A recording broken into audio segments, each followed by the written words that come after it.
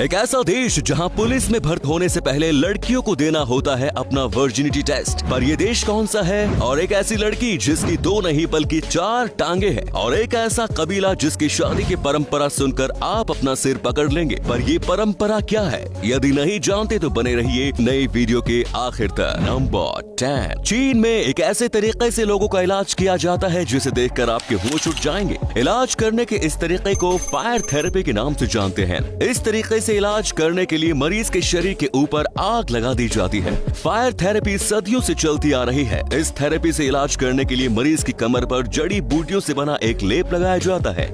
लेप लगाने के बाद उसे तौलिए से ढककर उस पर अल्कोहल छिड़का जाता है। अल्कोहल छिड़कने के बाद उस पर आग लगा दी जाती है। बीमारियों के अनुसार ही व्यक्ति के ऊपर अलग अलग जड़ी बूटियों का लेप लगाया जाता है। लोगों का ये मानना है कि फायर थेरेपी से उन्हें बीमारी से काफी जल्दी राहत मिलती है। नंबर 9। आपको जानकर हैरानी होगी कि यदि इंडोनेशिया में महिलाएं पुलिस में भर्ती होना चाहती है तो फिर उन्हें वर्जिनिटी टेस्ट देना अनिवार्य होता है। केवल वर्जिन महिलाएं ही इंडोनेशिया पुलिस में भर्ती होने के लिए योग्य मानी जाती है।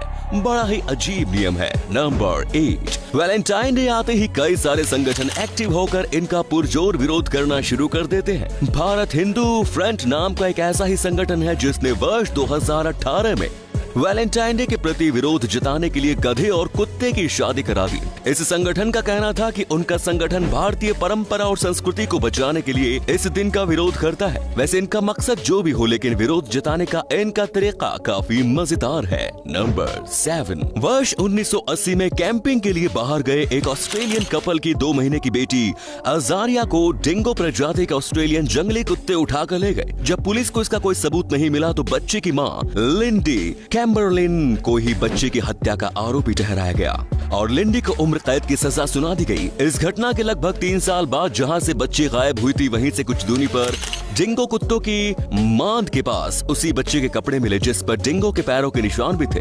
इस सबूत के मिलने के बाद लिंडी को जेल से रिहा कर दिया गया। नंबर 6। माइटल कॉर्बिन का जन्म यूनाइटेड स्टेट के टेनेसी नामक शहर में हुआ। इनके जन्म ने दुनिया के हर एक आदमी को हैरान कर दिया। बेहद मासूम व प्यारी माइटल बाकी लोगों की तुलना में केवल एक अंतर लेकर इस दुनिया में आई थी, और वो है उसके 4 पैर होना। जी हाँ, माइटल के 2 नहीं बल्कि 4 पैर थे। 2 सामान्य उसी स्थान पर और बाकी 2 टांगे उनके ठीक बीचों बीच एक अलग अंग से जुड़ी हुई थी। डॉक्टरों का कहना है कि कई बार जो पेट में जुड़े हुए जुड़वा बच्चे होते हैं उनमें से एक के शरीर का तो पूरा आकार बन जाता है, लेकिन दूसरे के शरीर के कुछ हिस्से पहले वाले बच्चे के साथ जुड़ जाते हैं। इसका मतलब है कि माइटल की एक जुड़वा बहन थी जो कि उसके पैदा होने से पहले ही उनकी माँ के गर्भ में थी, लेकिन जन्म केवल माइटल का हुआ। नंबर 5। प्लेन की इमरजेंसी लैंडिंग तो हमेशा होती रहती है, लेकिन साल 2018 में एक ऐसी ही वजह से प्लेन की इमरजेंसी लैंडिंग हुई थी जिसे जानकर आप अपनी हंसी नहीं रोक पाएंगे। असल में ये फ्लाइट दुबई से नीदरलैंड जा रही थी, लेकिन इस फ्लाइट में सवार एक पैसेंजर को गैस्ट्रिक प्रॉब्लम थी और वो फ्लाइट में लगातार गैस छोड़ता जा रहा था।